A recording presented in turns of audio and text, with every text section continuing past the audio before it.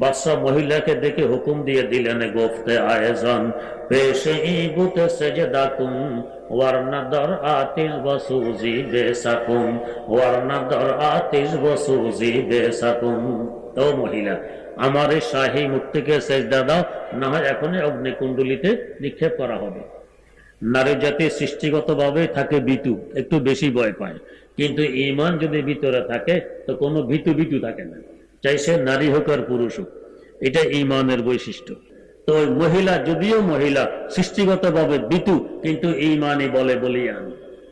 এই মুশরিক বাদশার আদেশের পর সে জবাব দিতেছে, তো পেশে বুতহা সজদা করদান নাই হালাল যাকে হুকমে আখুদায়ে জুল জালাল যাকে হুকমে আখুদায়ে জুল জালাল। ও মুশরিক বাদশা, মূর্তির সামনে মাথা নত করা, সেজদা দেয়া বৈধ নয়, এটা আমার আল্লাহর বিধান।